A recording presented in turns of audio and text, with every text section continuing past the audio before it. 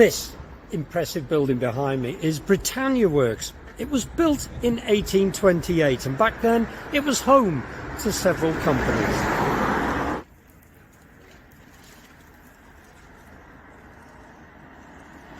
But in 1871 a gentleman called Richard Stafford moved his little hat business into the Britannia Works, and in 1896 his little company became a big company and he took over the whole of the works. I'm stood by the old entrance here to Wilson and Stafford, the hat manufacturer. It must have been really impressive back in the day, but sadly they made their money out of the slave trade. They were actually hat manufacturers for the slaves that worked on the plantations. The slave owners were obliged by law to supply hats for the plantation workers. They're commonly known as billycock hats, or you may know them as bowler hats. There were many variations, many made out of wool and felt.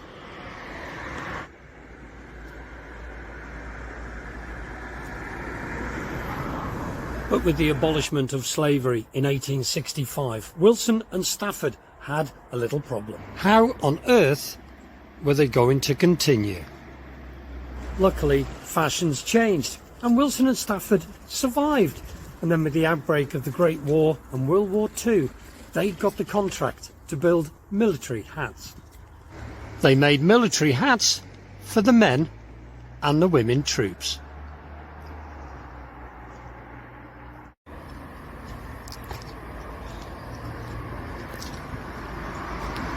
During the war years though, employers had to ensure their employees' safety.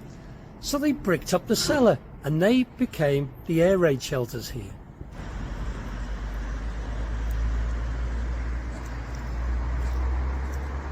These derelict rooms and walls that you see behind me here were the old packing rooms. The gents was packed downstairs and the ladies' hats were packed upstairs. In the 1960s, hats became very in vogue and Wilson and Stafford were at the top of the game. Listen to Mary Thurman's lovely little story about a little window that used to be here by the bridge. I worked at Wilson and Stafford's for nearly 20 years. I worked in the settling shop, rolling the felt up and putting in the water. Then I moved from there to where they cut the brims of the hats. Then onto the box shop. This is where we put stitches into cardboard boxes for packing the hats. We used to sit up by the end window, and I saw this man and he heard the wolf whistles. The photo was me in the window and my now husband of 60 years. Sadly now, the lover's window that used to be up there has been bricked up now. But what a marvellous story. This hat factory must have had families. It must have changed lives. It was one of over a dozen hat factories at the height of the hat manufacturing here in Atherstone. And Atherstone is still known as the Hatter's Town.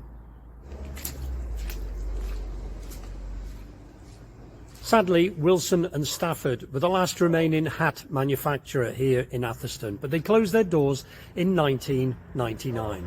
There are plans to actually get the building demolished and keep the fascia wall that's on the high street, or part of it, but it could cost as much as £500,000 to preserve that, so it's very doubtful they will.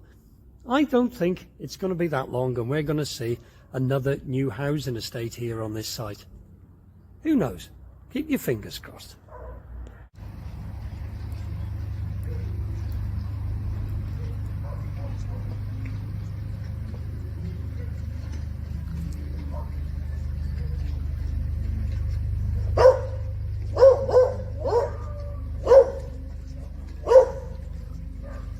I do hope that you've enjoyed our little trip back of history at Wilson and Stafford Hat Factory here in Atherstone.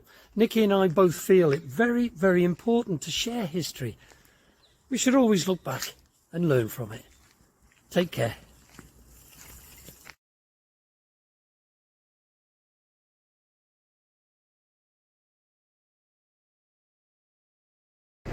Well, I hope you enjoyed that, and we did look a little bit of research. Well, Nikki did a little bit of research. Sadly, very sadly, Mary isn't with us anymore. But Fred did leave a little quote that meeting Mary outside the hat factory was the best day of his life.